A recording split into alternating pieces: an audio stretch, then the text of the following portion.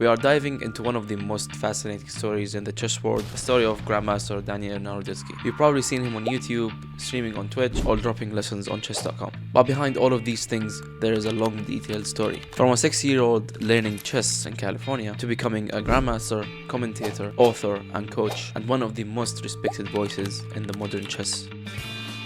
Daniel Naroditsky was born on November 9th, 1995 in San Mateo, California, USA, into a Russian-speaking family. His parents noticed early on that Daniel had deep curiosity about logic and problem solving. When he was 6 years old, his father Vladimir introduced him to chess. Like many kids, it started as a fun activity at home. But it didn't take long before his parents realized that he had something special. Within a year, he was already competing in local tournaments. And what's crazy is, by the time he was 7, he was already beating some old players. He joined the Mechanics Institute Chess Club in San Francisco, one of the oldest chess clubs in the US, and quickly started making a name for himself. And yeah, at the age of 9, he made his first major title, the Under 10 section of the US Junior Championship. And that was just the start. Over the next few years, he started representing the United States. In 2007, in just 11 years old, he won the World Youth Chess Championship in the Under 12 category held in Antalya, Turkey. That win put him on the world map. For American chess, it was huge. It showed that the next generation of players are coming strong. That same year, he started actually studying chess seriously under some serious chess coaches. His position understanding, his in-game technique, and speed calculations are all skyrocketed. And yeah, at 12 years old, he became a national master with rating 2200. And by age 13, he already crossed the 2300 mark, something most adults never achieve in their life. His progress was so fast that he earned the International Master title in 2009, when he was just 14 years old. Just think about that. In less than 8 years of learning chess, he had become one of the top young players in the country. And you can imagine, around that time, he started writing about chess, analyzing his own games, studying classics, and keeping detailed notes. That passion for teaching and explaining chess never left him. So after he became an international master, Daniel's next goal was clear: the Grandmaster title. To become a Grandmaster, you need 3 GM norms. Basically, you play in tournaments and prove that you are able to play at 2600 level with rating of 2500. And Daniel started working on this seriously in 2010 till 2013. He earned his first GM norm at the World Junior Championship in Chennai, India in 2011. The second norm came in 2012 at the Charlotte International, a strong US invitational event where he scored multiple wins against title players. Then in May 2013, Daniel achieved his third and final GM norm at the Normandy Open in France, shortly after he crossed 2500 FIDE barrier, officially becoming a Grandmaster at the age of 17. And that made him one of the youngest chess Grandmasters in the USA. And one of the cool parts are, he wasn't just a competitor, he was already sharing his knowledge. In 2012, in just 16 years old, he published his first book, Mastering Positional Chess. The book was praised by GMs and coaches around the world for how clearly he explained complex ideas. A few years later, he followed it up with another one, Mastering Complex in Games. What stood out about his writing, and this applies to his videos, is how human and relatable it feels. Just say that white is better because he has a better structure. He walks you through why you should look at certain patterns and how to think during a game. And that ability to teach is his trademark.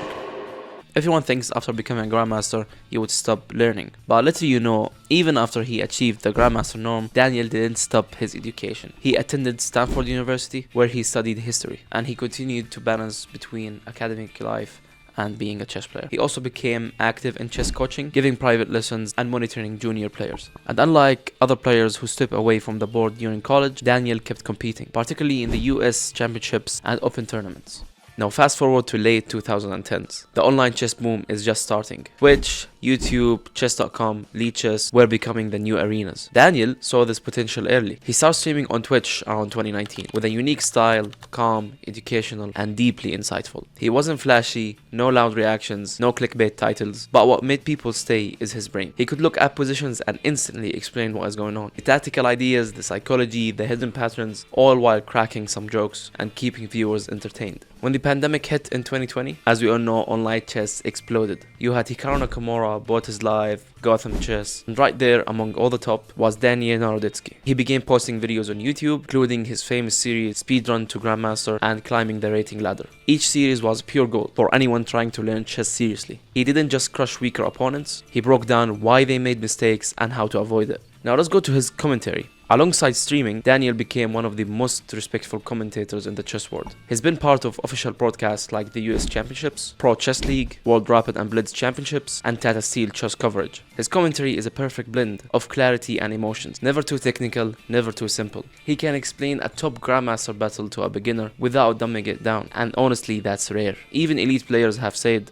they listen to his commentary because of how insightful it is. Now let's go back to his chess career and talk about his style of play. Daniel is more known on his positional precision and deep in-game understanding. He often prefers dynamic control over brute force tactics. You will rarely see him gambling in just unclear positions, but he's especially deadly in online speed chess. In fact, he's been consistently one of the top bullet players of the world. At one point, his chess.com rating exceeded 3300, which is absolutely insane. He's beaten world-class players like Hikaru Nakamura, Alireza Firouzja, and of course, Magnus Carlsen in online blitz and bullet matches. What's funny is, even when he plays 1-minute games, he is teaching during them. Who else does that? It's just very hard to actually talking while playing a bullet chess. Okay, now let's talk a bit about his coaching philosophy. Daniel has often talking about his philosophy in chess improvement. He emphasizes pattern recognition, slow growth, and self-analysis. He believes that blitz alone won't make you a better player, but it's a tool for pattern reinforcement. In his words, the goal is understanding why you are making mistakes, not just to avoid them. That's part what makes his coaching style so effective. He's not giving shortcuts just to avoid the mistakes, he's teaching you how to think like a strong player.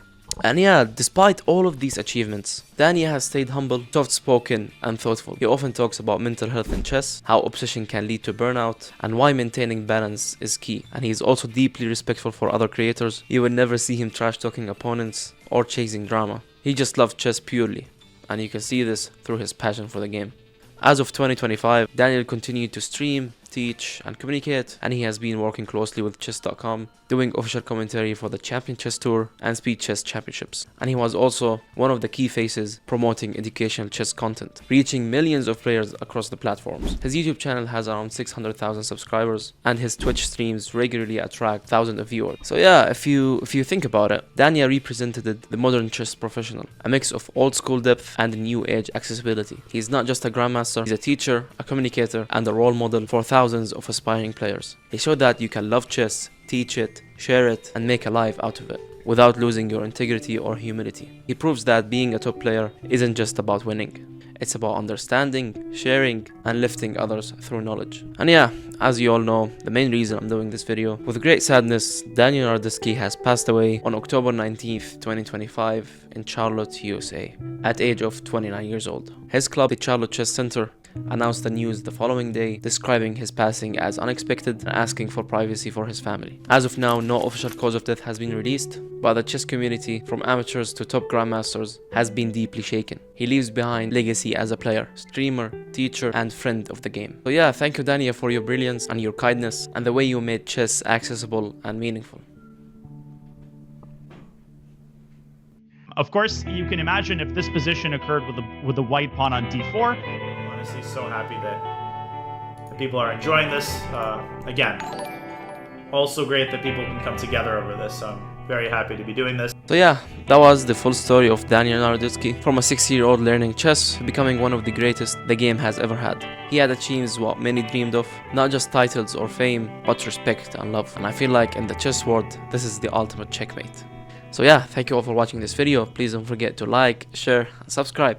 And I will definitely catch you back later. Bye bye.